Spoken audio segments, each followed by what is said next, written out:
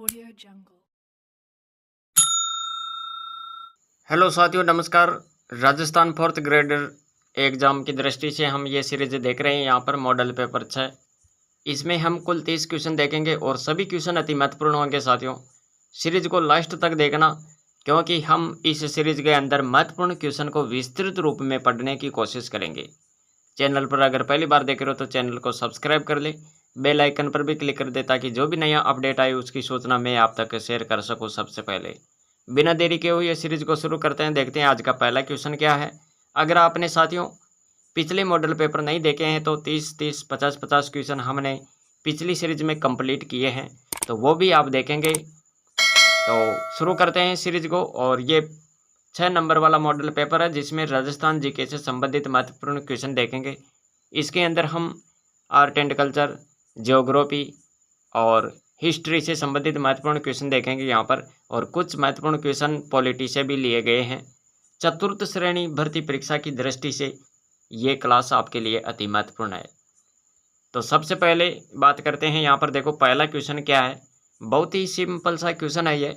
यहाँ पर आपको बताना है राजस्थान का राज्य पक्षी क्या है। राजस्थान का राज्य पक्षी की बात करें तो यहाँ पर सभी बता सकते हैं, इसका तो सही विकल्प सी हो जाएगा, गोडावण। देखो समय को ध्यान में रखते हुए हम ज़्यादा कोशिश यही करेंगे कि जल्दी से जल्दी हम 30 क्वेश्चन कवर करें, क्योंकि हमें विस्तृत रूप में भी इस सीरीज में देखना है क्वेश्चनों को। गोडावण विकल्प से। अब देखो यहाँ पर विस्तृत रूप में आप यहाँ पर क्या देखेंगे, राजस्थान का राज्य पक्षी गोडावण है, और इसका आप ये नाम याद रख सकते हैं। ये राजस्थान और पाकिस्तान के सीमावर्ती क्षेत्रों में पाया जाता है। ये पक्षी वन्य जीव संरक्षण अधिनियम 1972 के तहत संरक्षित है। तो ये फैक्ट आप यहाँ पर याद रखेंगे साथियों। देखो ये सीरीज आपके लिए महत्वपूर्ण इसलिए है क्योंकि इसमें मैंने विस्तृत रूप में यहाँ पर आपको बताने की कोशिश की है। अगर आपके पास टाइम कम हो तो इस सीरीज का आप इसकी स्पीड बढ़ाकर आप इसे देख सकते हैं। दूसरा क्वेश्चन देखो, यहाँ पर क्वेश्चन है उड़िया पठार की ऊंचाई कितनी है। देखो उड़िया का पठार जो है इसकी ऊंचाई आपको बतानी है, और यही सबसे ऊंचा पठार है साथियों। तो यहाँ पर आपको इसकी ऊंचाई की बात करें तो 1360 मीटर याद रखना है। विकल्प सी आपका यहाँ पर करेक्ट होगा साथियों, विकल्प सी। उड़िया का पठार कहाँ पर है, ये सिरोही में है, और ये राजस्थान का सबसे ऊंचा पठार है, और 1360 मीटर इसकी ऊंचाई है। भोराट का पठार की बात करें तो कुंभलगढ़, राजसमंद, गोगुंदा, उदयपुर के बीच स्थित है, और ऊंचाई की बात करें तो यहाँ पर 1225 मीटर याद रखें। इसी के साथ आपको याद रखना है यहाँ पर आबू का पठार, और ये भी कहाँ पर है, ये सिरोही में है, और 1200 मीटर ये ऊंचा है। मेसा का पठार ऊंचाई है इसकी 420 मीटर, और यहीं पर चित्तौड़गढ़ दुर्ग है जिसके बारे में आपको पता होना चाहिए। ऊपरमाल का पठार की बात करें तो ये बिजोलिया, भीलवाड़ा और भैंसरोडगढ़ चित्तौड़गढ़ के बीच में स्थित है। लसाड़िया का पठार की बात करें तो ये नवीन जिला जो है, यानी उदयपुर से जो अलग हुआ सलोम्बर में है किसका पठार, लसाड़िया का पठार। जयसमंद झील के पूर्व में स्थित है, और कटाफटा और विच्छेदित पठार है ये। जयसमंद झील का अन्य नाम की बात करें तो देखो ढेबर झील याद रखें।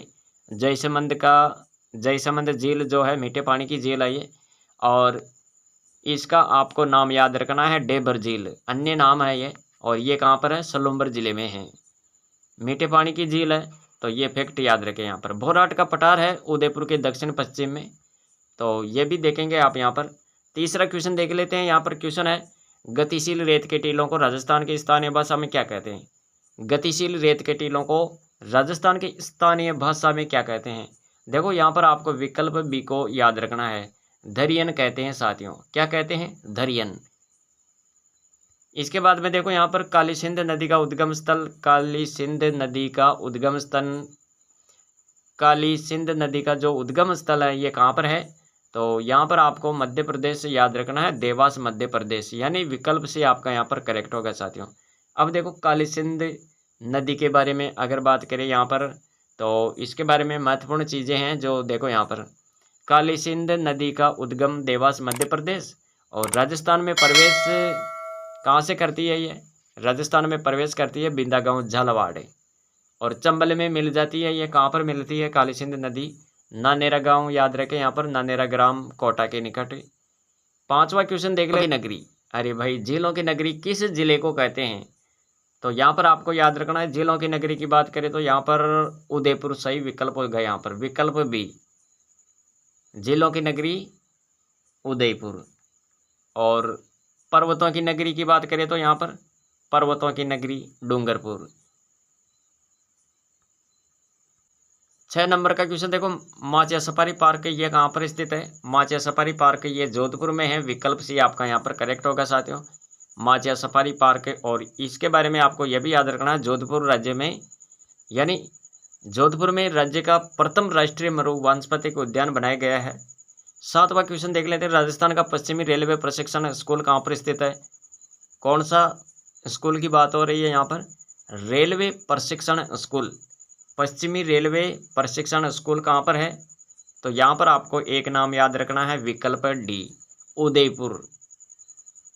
सभी क्वेश्चन महत्वपूर्ण है साथियों, और सीरीज पसंद आ रही है तो वीडियो को लाइक कर दीजिए, इससे हमारा हौसला बुलंद होता है, जिससे हमें मोटिवेशन मिलता है। उत्तर पश्चिम रेलवे मंडल का मुख्यालय है जयपुर में।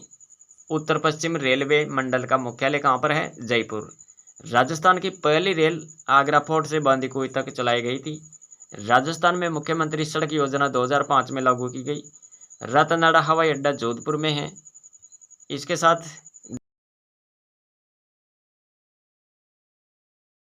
चेतावनीरा चोंगटा किसने लिखा? चेतावनीरा चोंगटा की बात करें तो यहाँ पर केसरी सिंह भारत आपको याद रखना है, विकल्प डी, विकल्प डी। देखो मैं आपका समय खराब नहीं करूँगा, इसलिए मैं डायरेक्ट बता रहा हूँ यहाँ पर, और जो विस्तृत रूप में लिखा हुआ है उस पर आपको थोड़ा सा ध्यान देना है, क्योंकि मान लो ये क्वेश्चन ना आए तो विस्तृत व्याख्या सहित जो हम पढ़ते हैं वहाँ से भी आपका कॉन्सेप्ट क्लियर होता है। 9वां क्वेश्चन देखेंगे। यहाँ पर क्वेश्चन क्या है? बेंगू किसान आंदोलन, बेंगू किसान आंदोलन का नेतृत्व करने वाला व्यक्ति कौन था? तो यहाँ पर देखो, बेंगू किसान आंदोलन की बात करें तो यहाँ पर आपको याद रखना है, राम नारायण चौधरी। राम नारायण चौधरी बेंगू किसान आंदोलन का नेतृत्व करने वाले व्यक्ति थे। इन विकल्पों में से आप ये बताएंगे, विकल्प बी।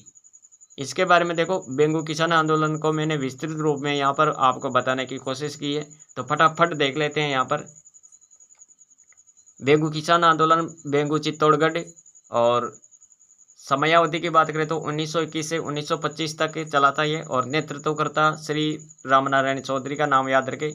कारण क्या था इसका? इस आंदोलन का कारण था कि किसानों पर लगी लागबाग और बेगार और ऊंची लगान के कारण बेंगू किसान आंदोलन करना पड़ा। पथिक जी ने इस आंदोलन का नेतृत्व श्री रामनारायण चौधरी को सौंपा। 2 वर्ष बाद बेंगू के ठाकुर अनूप सिंह ने राजस्थान सेवा संघ से समझौता किया, परंतु इसे मेवाड़ सरकार बोल्शेविक फैसले की संज्ञा दी गई। ठाकुर अनूप सिंह को उदयपुर में नज़रबंद किया गया। लाला अमृतलाल को बेंगू का मुसरिम नियुक्त किया गया, और ट्रेंच कमीशन शिकायतों की जांच के लिए सिलसिले में 3 जून 1923 को बेंगू भेजा गया, लेकिन किसानों ने इसका बहिष्कार किया। ट्रेंच कमीशन यानी बंदोबस्त अधिकारी ने पक्षपातपूर्ण तरीके से मामूली लगानों को छोड़कर शेष सभी लगानों एवं भेंट बेगार को सही ठहराया। ट्रेंच के निर्णय पर विचार विमर्श है तो 13 जुलाई 1923 को गोविंदपुरा गांव में सभा बुलाई गई, और किसानों की अहिंसक सभा पर मिस्टर ट्रेंच के आदेश पर लाठीचार्ज व गोलियां चलाई गई, जिसमें रूपाजी कृपाजी नामक 2 किसान शहीद हो गए। इसके पश्चात बेंगू किसान आंदोलन की बागडोर पथिक जी ने संभाली, और पथिक जी को 10 सितंबर 1923 को गिरफ्तार किया गया। वह राजद्रोह, वर्जित साहित्य रखना और सरकारी आदेश को भंग करना आदि आरोप लगाकर उन्हें 5 वर्ष की कैद की सजा सुनाई गई। पथिक जी 27 अप्रैल 1927 को रिहा किए गए।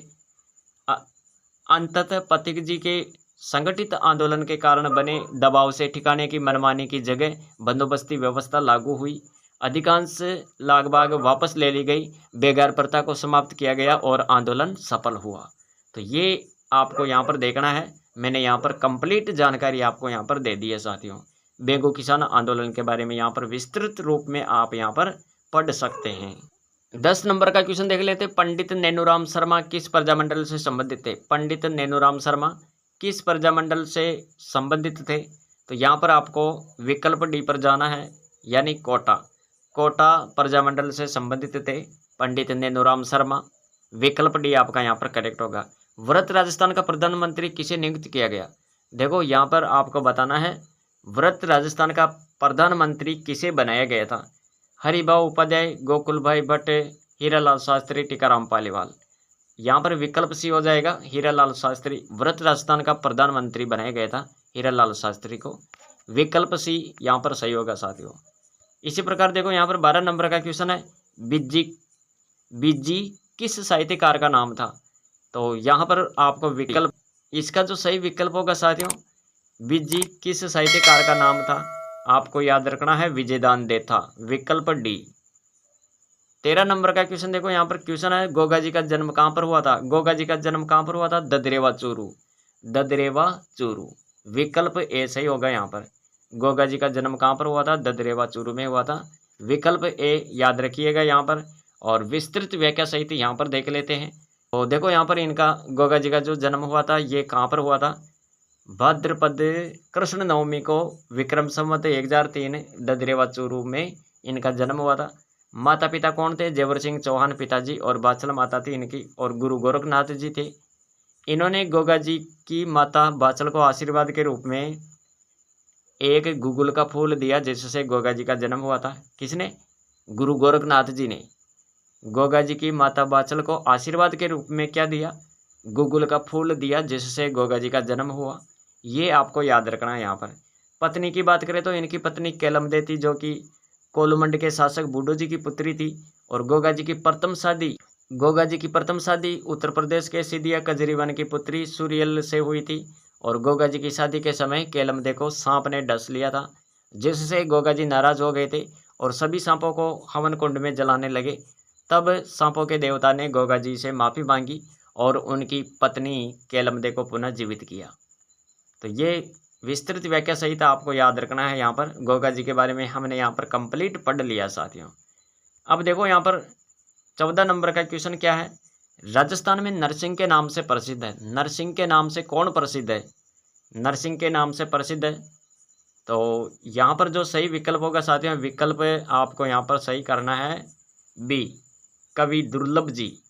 राजस्थान में नरसिंह के रूप में प्रसिद्ध थे कवि दुर्लभ जी। विकल्प भी आपको यहाँ पर याद रखना है। आगे देखो यहाँ पर इसके बारे में विस्तृत रूप में देख लेते हैं। अगर यहाँ पर बात करें महत्वपूर्ण फैक्ट क्या है, राजस्थान का कबीर कौन है? दादू दयाल।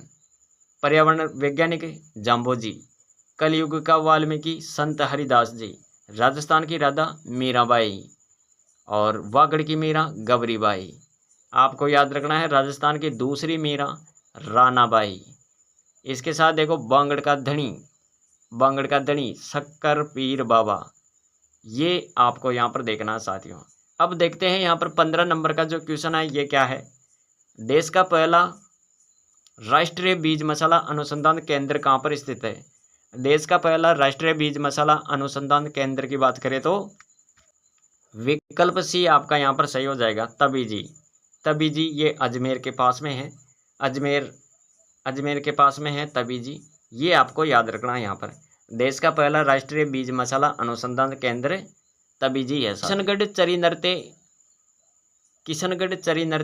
किशनगढ़ शैली के लिए प्रसिद्ध है। किशनगढ़ शैली को कागजी शैली भी कहते हैं। बनी ठनी चित्रकला के लिए प्रसिद्ध है। 16 नंबर का क्वेश्चन देखो, अरावली की दूसरी सबसे ऊंची चोटी कौन सी है? अरावली की दूसरी सबसे ऊंची चोटी, पहली चोटी गुरु शिखर है लेकिन दूसरी चोटी है शेरगढ़। विकल्प भी आपको यहाँ पर देखना है साथियों, शेरगढ़। गुरु शिखर की बात करें तो ये सिरोही में है और ऊंचाई कितनी है इसकी? तो 1722 मीटर या फिर फुट देखे तो यहाँ पर 5650 फुट याद रखें। ये राजस्थान की सबसे ऊंची चोटी है। कर्नल टोड ने इसे क्या कहा? संतों का शिखर। गुरु शिखर को संतों का शिखर किसने कहा था? कर्नल जेम्स टोड ने। 17 नंबर का क्वेश्चन है, कौन सा मेला वर्ष में 2 बार आयोजित होता है? नारायणी माता जीण माता का मेला या फिर रानी सती आईजी माता। तो कौन सा मेला वर्ष में 2 बार आयोजित होता है? विकल्प भी सही हो जाएगा यहाँ पर, जीण माता का मेला वर्ष में 2 बार आयोजित होता है। विकल्प भी। वीर तेजाजी पशु मेला पर्वतसर डीडवाना और आदिवासियों का मेला की बात करें तो बेणेश्वर धाम, नवाटापुरा, डूंगरपुर। बोहरा समाज उर्स, गलियाकोट, डूंगरपुर। जामोजी का मेला गांव मुकाम में वर्ष में 2 बार लगता है। और गोगा जी का पहला मेला गोगामेडी में और दूसरा मेला गोगा जी की ओल्डी सांचौर में बढ़ता है। लालिया का मेला अजमेर में। और पुष्कर मेला कार्तिक पूर्णिमा को संपन्न होता है। अन्नकूट महोत्सव श्रीनाथ जी मंदिर राजसमंद। और विश्व का सबसे बड़ा ऊंट मेला कहाँ पर लगता है? पुष्कर, राजस्थान। मेवाड़ का प्रयाग, मातृकोंडिया, चित्तौड़गढ़। और गोगा जी का मेला भाद्रपद में लगता है साथियों।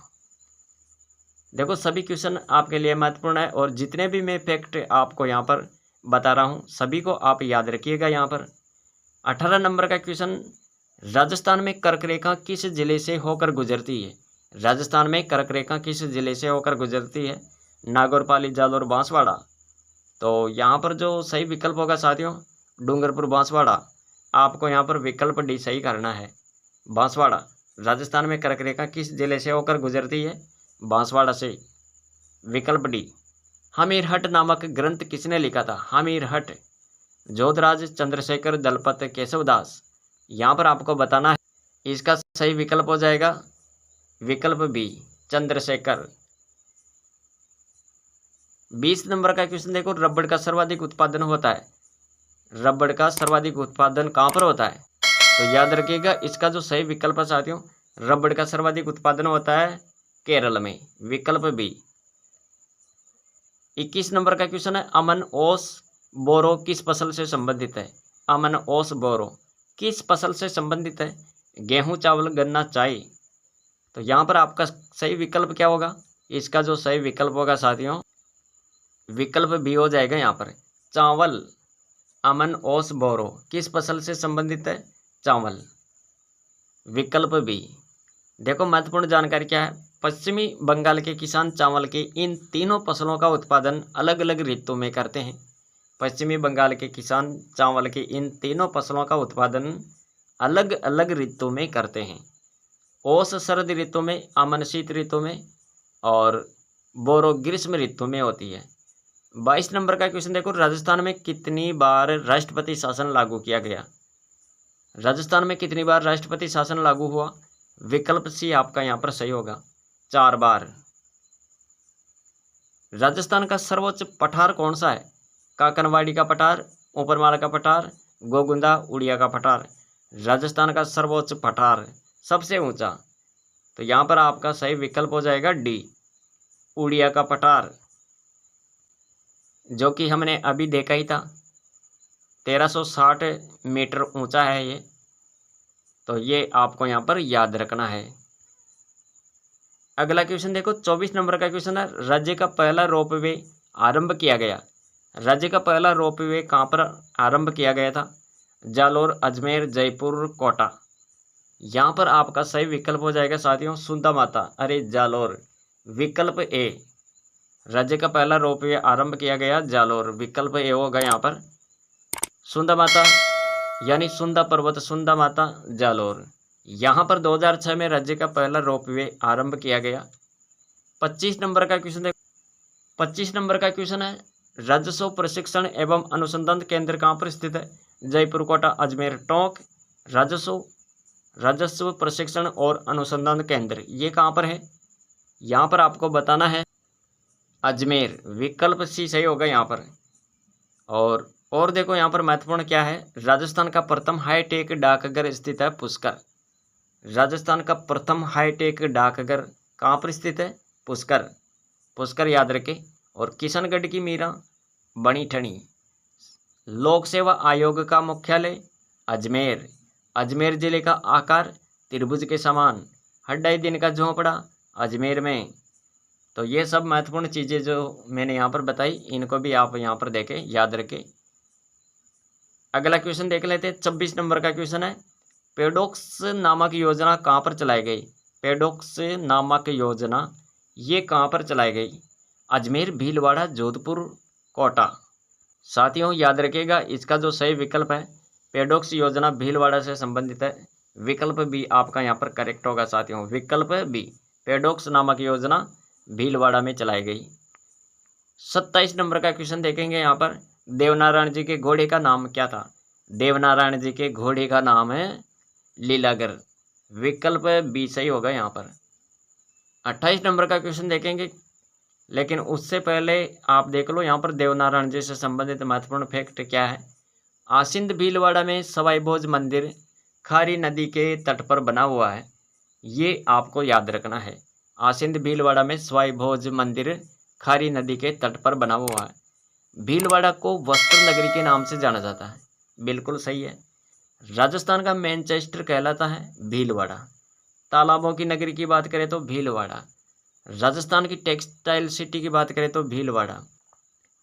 शाहपुरा प्रजामंडल का संस्थापक की बात करें तो यहाँ पर गोकुल लाल आसावा होगा। बागौर अब्रक के लिए प्रसिद्ध है। बागौर किसके लिए प्रसिद्ध है? अब्रक के लिए। राजस्थान की अब्रक नगरी कहलाता है भीलवाड़ा। राजस्थान की अब्रक नगरी भीलवाड़ा और बागौर अब्रक के लिए प्रसिद्ध है। देखो कितने महत्वपूर्ण फैक्ट मैंने यहाँ पर ऐड किए हैं। अगर आप लास्ट तक क्लास देखते हैं तो इसी तरह आपको कंटेंट मिलेगा साथियों। और आप मान लो कंटेंट पूरा देखते ही नहीं हो, सीरीज को लास्ट तक नहीं देखते हो, तो फिर आपका ही नुकसान है, क्योंकि हम अपनी तरफ से पूरी मेहनत करते हैं। 28 नंबर का क्वेश्चन है, विजय सिंह पथिक का वास्तविक नाम। विजय सिंह पथिक का वास्तविक नाम क्या था? राम सिंह, भूप सिंह, आशु, करण सिंह। तो विजय सिंह पथिक का वास्तविक नाम क्या था? साथियों यहाँ पर आपको याद रखना है, इसका सही विकल्प हो जाएगा बी, भूप सिंह। विजय सिंह पथिक का जो वास्तविक नाम था, वास्तविक नाम भूप सिंह, याद रखें यहाँ पर। 29 नंबर का क्वेश्चन है, टोंक जिले में बहने वाली सबसे बड़ी नदी कौन सी है? टोंक जिले में बहने वाली सबसे बड़ी नदी डाई, खारी, मौसी, बनास। यहाँ पर आपको देखना है इसका जो सही विकल्प है। टोंक जिले में बहने वाली सबसे बड़ी नदी कौन सी है?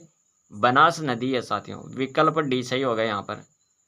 आज की सीरीज का लास्ट क्वेश्चन देख लेते हैं। क्वेश्चन क्या है? धौलपुर ताप विद्युत परियोजना किस पर आधारित है? धौलपुर ताप विद्युत परियोजना किस पर आधारित है? नेपथा पर, गैस पर, लिग्नाइट पर, पेट्रोल पर। यहाँ पर आपका सही विकल्प होगा विकल्प ए, नेपथा पर। विकल्प ए सही होगा यहाँ पर। तो साथियों ये थी आज की सीरीज, जिसमें हमने कुल 30 क्वेश्चन यहाँ पर कवर किए हैं। 4th grade Rajasthan GK model paper आपको यहाँ पर पूरा कंटेंट पढ़ने को मिला है। अगर आप प्रत्येक सीरीज को लास्ट तक देखते हैं तो मैं इसी तरह का कंटेंट आपको उपलब्ध करवाता हूँ। अगर चैनल पर पहली बार देख रहे हो तो चैनल को सब्सक्राइब कर लो। और कम्युनिटी पोस्ट जो अपलोड करते हैं हम, कम्युनिटी पोस्ट में शेयर करता हूँ रोज़ाना, वहाँ पर भी महत्वपूर्ण क्वेश्चन ऐड करता हूँ। वहाँ पर आप सही विकल्प का चयन करते हैं और विस्तृत रूप में पढ़ते हैं। तो आप कम्युनिटी पोस्ट पर भी रोज़ाना जो भी क्वेश्चन अपलोड होता है, जो भी क्वेश्चन मैं आपके साथ शेयर करता हूँ, वो भी देखें।